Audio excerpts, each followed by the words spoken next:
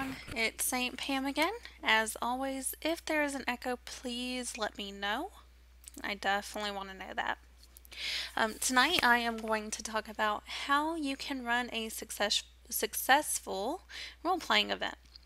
This would be the type of event that includes everyone that gets involved and sometimes even the entire server if you're playing in an MMO, which is what I'm focusing on. It is important to ensure that everyone feels like they have a part to play, even if that part is small in comparison to whoever the main characters are. And thank you so much for letting me know, Zero. I appreciate that. Alright, so what I'm going to use as my first example is a Halloween event that my guild hosted. Things didn't really turn out how I expected at all, and we had quite a few people show up that were not part of the guild. Um, some of them became very good friends of the guild, though, because of that event, so it was totally worth it. What we wanted to do was host a haunted ship event. You know, kind of like those hokey haunted houses. In my mind, my guildies were supposed to be just dressed up like ghosts, but I gave them freedom to do as they wanted, which is very important. That way they can surprise you, and they definitely did that. Um, it turned out awesome because of that. There was a lot of fun, and everyone was able to get involved in some way. What the situation was is basically we had found a ship adrift at sea, and after reading the captain's log, we opted to pull it into harbor and open it up for Halloween to make some money before we sold the ship itself. We were pirates after all. Alright, so how did we make it successful? Well, the first steps in that is to have a guideline of what you want to do. However, you do also need to give your players freedom. This means that you have to be prepared to roll with whatever surprises come your way. If you have played a pen and paper game or run one, then you know how this can go. Things get out of hand sometimes, but as long as the general guidelines of your event are still followed, then it will be awesome. What my guildies did was actually portrayed the ghosts that lived on the ship based on the general story I had come up with for that journal. It ended without any, the journal itself ended without any real answers as to what happened.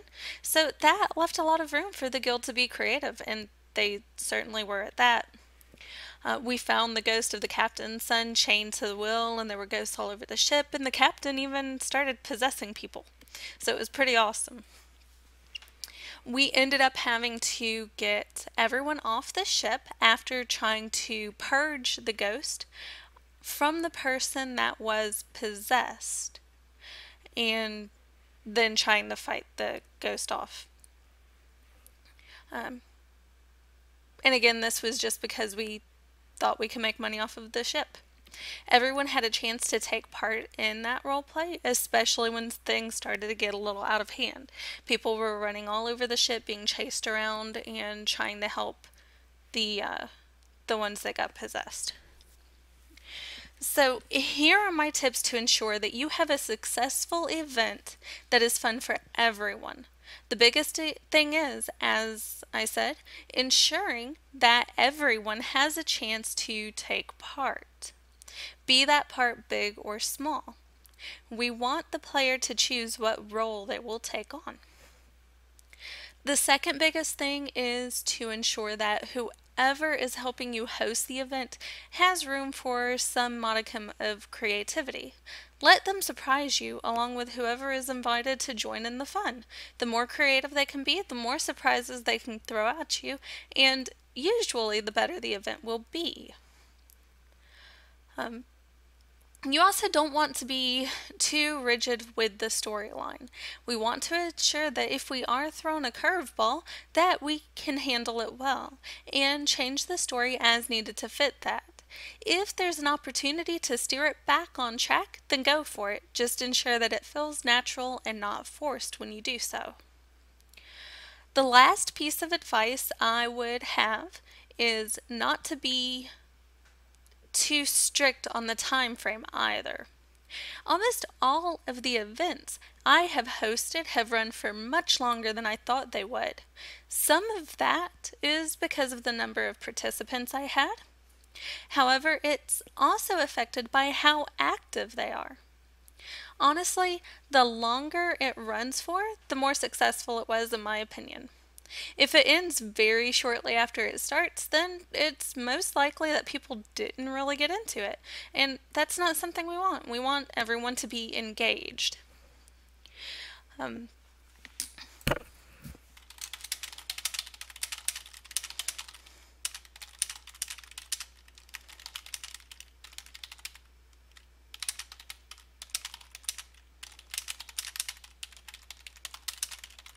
so I definitely would like to hear what other people have to say for tips on having a successful event or what have you. Now, I'm going to uh, end this by talking about another event that we held that is a bit different. This wasn't really just one event, and it was only half planned. We had someone that wanted to join our guild, but they stated that their character would not do so willingly. Again, being as we were pirates, we had no problem kidnapping someone and putting them to work. So that's what myself and another player did. None of it. I'm sorry, the other player that wanted to join. But none of it really turned out how we thought it would. This event ended up stretching for almost the entire life of the guild. It was a very long ongoing storyline. We went to Gilneas during a lull in the fighting to salvage whatever we could that may have been left behind. This part was a planned event that showcased minor stories from the various Worgens that were from Gilneas. We were there for a long time, actually a few weeks, and we eventually claimed Kill Harbor as our home away from home, so to speak. It seemed appropriate, especially since the tavern there is nautical themed. So, first, we were just searching Kill Harbor, since that's where we started off the event. Okay, and that's cool if it was just pen and paper zero. I'd still love to hear any tips you may have from a pen and paper perspective on keeping events entertaining. Because really, what events are is the same sort of thing you would do as a GM. You're basically just being the GM for that event and trying to keep things on track. So even from a pen and paper perspective, there can be a lot of good tips as well.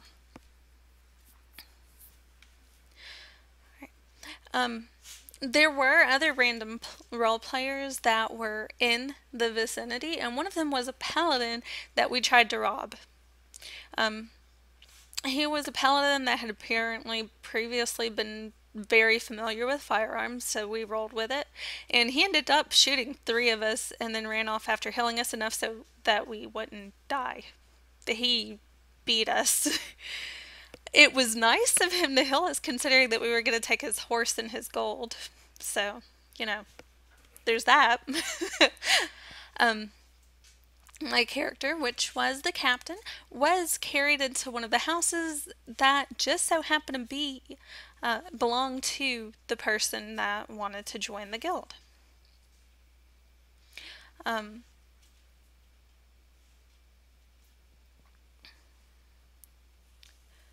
she had come back to Gilneas herself to retrieve something that was hidden in that house. Uh, we ended up trapping her there, but we were unable to capture one of her demons. She was a warlock. In the following days, we began to scour the city for any supplies that were left behind or anything that might be worth some money.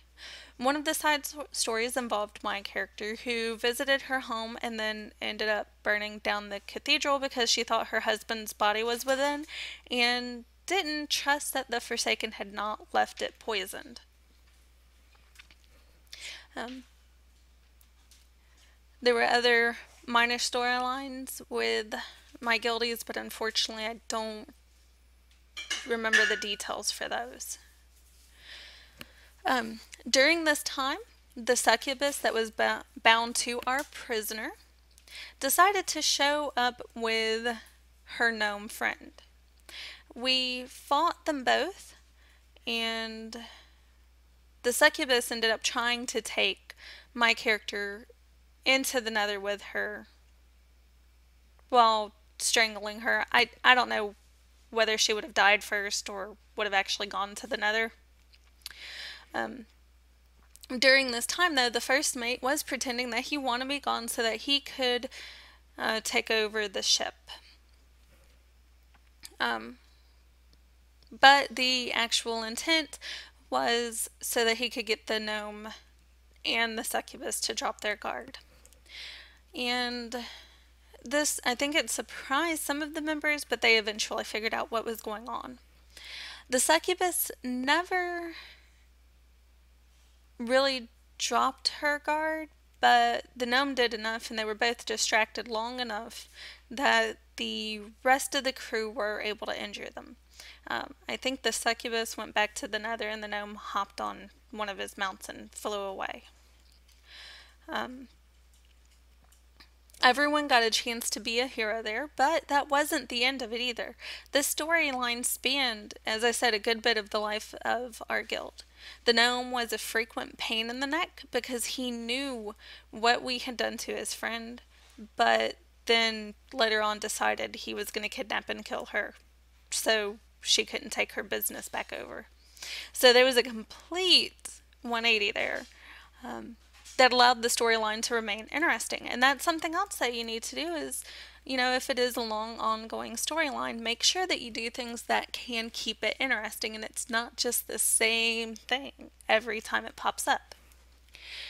We even had his guild convinced that he was crazy when he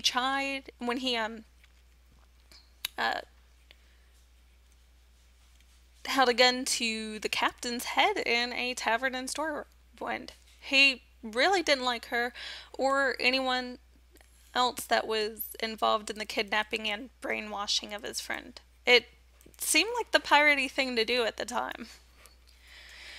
But as you can see, we rolled with whatever came our way. Random attacks that involved places we were at being blown up, having guns held to our head, having people kidnapped. It was a lot of fun, and I was a little sad when it came to the end. However, even then, there was still an opening to continue on the story because when we went against the gnome, we never really had confirmation that he was gone for good. The player obviously didn't want to kill their character off, so he could have become a problem at any point later if he'd wanted to.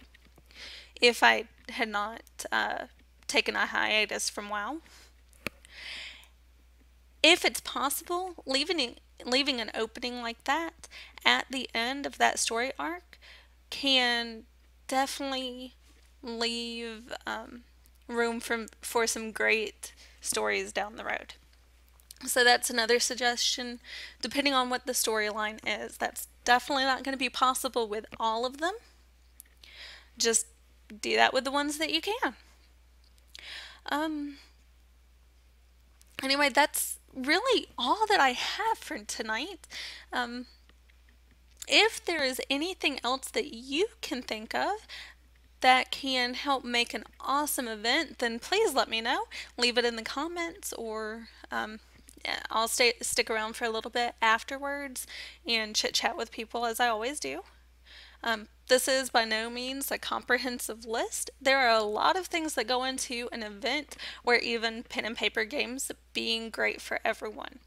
As as always, if you have enjoyed what you've heard, then please follow or subscribe to me, and thank you all for watching, and I hope you have a great night.